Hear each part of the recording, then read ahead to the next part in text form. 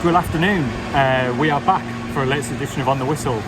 The standard lawnmower is back in the background, but we have some new tech, so I'm hoping that... Hopefully it works. Yeah, hopefully it works, and hopefully you can hear us all right. So we're here at Midfield Road. Sunderland have beaten Blackpool 1-0 in their latest pre-season friendly, thanks to a really good late goal from Jack Clark. Dan Neil won the ball in midfield, really good challenge. Chris Rigg, really good off the bench, slid a lovely ball to Patrick Roberts. Nice little cross. Jack Clark hammered it home, easy as you like. Interesting game. First half, Sunderland were loads the better team, controlled the ball, actually had some fairly decent chances without really cutting Blackpool open. Blackpool made loads of changes at the start of the second half, completely dominated for 20 minutes actually. Sunderland were really caught cold. Then Sunderland came on quite strong, and I think in the end, just about deserved the win. What do you think? I think so, yeah. I was really impressed with Dan Neil in the middle. I thought first half Sunderland were fairly dominant. Then Blackpool changed it, didn't they? At half time they brought the 8 subs on, and that's always going to be a little bit of a challenge when you've got fresh legs on. They want to prove themselves as much as anybody on the pitch. I thought Sunderland's goal did lead a little bit of a charmed life at times, but again, certainly start the second half, and Blackpool should have scored. A bit of a pre-season game. Then Sunderland did come on strong, and once they started to play and sort of get those passes together, and it was the goal was real quality actually. I thought with Dan Neil winning the ball, getting it out to Chris Rigg, who found Roberts with a nice pass. Roberts then gets it over to Clark. That would be lovely to see more of that going forward these next sort of 3 pre-season games actually. We've seen throughout all the pre-season games actually most of them, although Sunderland aren't like an ultra high press team, they're not constantly in the opposition's face with everyone on the pitch. Most of their chances are coming from winning the ball back and breaking quickly, and that's quite encouraging because that's something that just seemed to evaporate from the game. But it was interesting just chatting there to Regis Leboeuf in his post-match press conference with us. I thought it was really encouraging to hear because I thought it was an okay performance but not a great performance, and I still felt some familiar issues with breaking the opposition down. And he said this was a really good test for us because Blackpool with a back 5 sitting deep, it was really difficult to use the word unbalanced. It was really difficult basically to cut them open. And he said, I know this is going to be one of our biggest issues this season, especially when we play at home. And he said it was a really good exercise for us, but we know we've got loads to do to be quicker, to come up with some new ideas to unsettle the defence.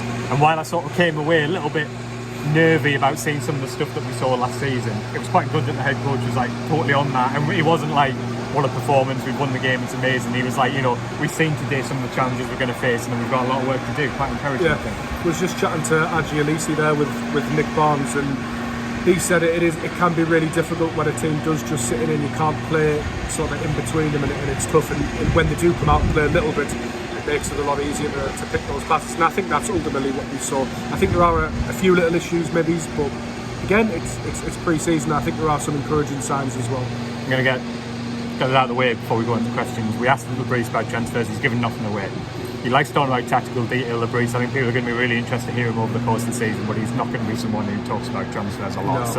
All he would say is that both on him and his backroom staff, the club are working really, really hard, and we'll have to wait and see. But I'm afraid I haven't got much more from that. So we're going to go into the questions. Peter says, Brown, tell us all, is he the answer in midfield? Even if not Corey Evans reborn, can he make a stouter in a tough match? Been really encouraged by Alan Brown's 2 performances. There's been a theme to both, which that he started really, really well and then he's faded, but I'm not concerned about that. When we spoke to him in Spain, he said he was a couple of weeks behind on his match fitness because obviously he joined a little bit later in the pre-season programme.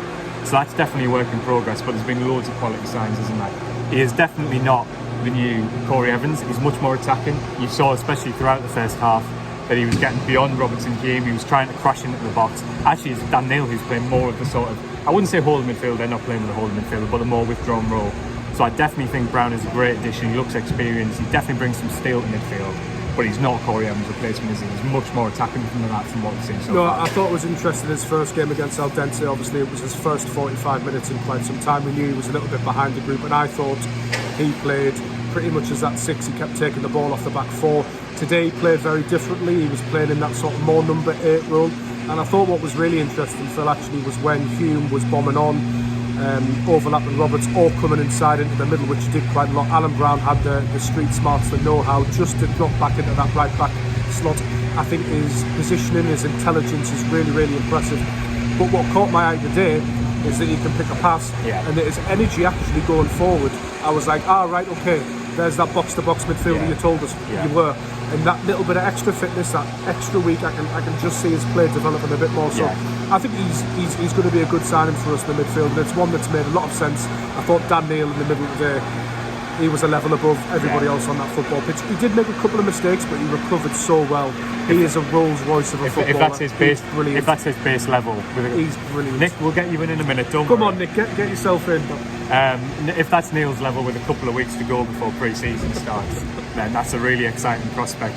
Tony Burns says we could do with a specialist set-piece coach. We produce very little from attacking corners and free kicks and can be woeful defending them. Here comes the main events here. I definitely think Sunderland could do with the set-piece coach. However, they are never going to be the best set-piece team because it's just the profile of the team. They're never going to be the biggest team. Something Leboeuf said at his opening press conference when all of us were there, that actually it was something he wanted to add, some specialist coaching to the. And I wonder if that's something that will happen a bit down the line. It might be that the assistant, this enigmatic assistant, whenever he finally emerges, brings set-piece coaching in his armoury. But it's interesting, Leboeuf has actually mentioned that. So at some point, I think there will be someone who comes in with a bit more of a specific reliance on set-pieces. But I agree with that. Process. Trust the process. Trust the process. I'm going to put them all into one. Basically, everybody's asking, is the main issue the lack of a striker, and when are Sunderland going to get a striker? Well, the first thing is, I thought Meander did okay today. Actually, got in some decent areas. There was a couple Should of have crosses. scored in the first minute. Yeah, and there was a couple of crosses that were only just beyond him. I thought he did okay. I don't think today it was all about the striker, because it's not as if Sunderland created loads of chances and the striker just didn't score. And they didn't actually open Blackpool up all that often. So while I definitely think clearly Sunderland need an experienced striker, I think Meander did okay today. I wouldn't be too harsh on him. And I think actually the problem with Sunderland today is they just need to be a little bit more quicker. They needed a bit more urgency in their passing rather than necessarily having a number 9. Obviously, they need one at some stage. I thought Meander was fine, but I don't think he's the answer for Cardiff. No, I don't think he's the answer. But I do think there is a number 9 issue still. I don't think you can get away from that. I think the fact today that they put balls in the box in the first half, and I think an established number 9, possibly with a little bit more height, but someone who knows goal poachers, I suppose, basically, is it? Because that ultimately is where the likes of Clark and Roberts, Brown, etc. are going to prosper. That's putting balls. How many times did they get to the edge of the penalty area today, get in the box, pull one back, and you're crying out for a, I mean, dare I say, I mean, I would use his name sort of in vain, but Ross Stewart. Who was the sort of We got player, 7 minutes He in. could be available on loan, well, Southampton. but he's the sort of player who instinctively would finish Yeah, those sort of tries. Even look, I mean, dare I say, you go back, Josh Madger was another player who instinctively knew how to finish in those situations. I can immediately sit here from this position in the press box and remember Stewart and Madge both score and front post tap ins. I was just about to say, somebody who makes front post runs. And I think they would have been 1 or 2 up in the first half today if that had been. And I think it is a question. case, It's a question of experience as well, because I don't actually think you can knock Meander's work rate today. No, I thought it was very, very good, and he was very willing. But he just lacks a body of championship games. Well, to be honest, I think as well, the one thing I would say is like Meander's made loads of progress. Like I really want to be positive about Meander. Like he holds the ball up much better, he makes better runs, and like you can see his teammates trust him quite a bit. So I think there's loads of positives in Meander. I think he might have a part to play the season, but definitely there is the absence of that poacher. And we'll have to wait and see if and when that gets resolved. What else have we got? Well, the last one's from Mark, says 20 quid if either one of you can get through this on the whistle without making reference to or saying the word striker. Well, we got like 4.5 minutes in. Fairness was me. I think we got 4.5 minutes in, and it was Nick who ruined it. That's where it went downhill when Barnsley joined the video. We'll just end a little bit by talking about Regis Leboeuf and his post-match press conference that me and Nick did there. Loads of players absent today, so let's break it down a little bit because I think people will be interested. So Louis Hamir, Jewison Bennett and Jane Atete were all at Hartlepool. They're playing in the 21s. Leboeuf basically said he wants to work with a smaller squad now, and they were basically free to go out on loan. Elliot Embleton and Timothy Pembele weren't in either of the squads, but Leboeuf basically said they were going to play on Tuesday at Bradford, so it's not as clear cut as they're going to leave at the moment. Ekwa and Yelder, minor injuries. Yeah, I think that was it. Thoughts on all of that, Nick?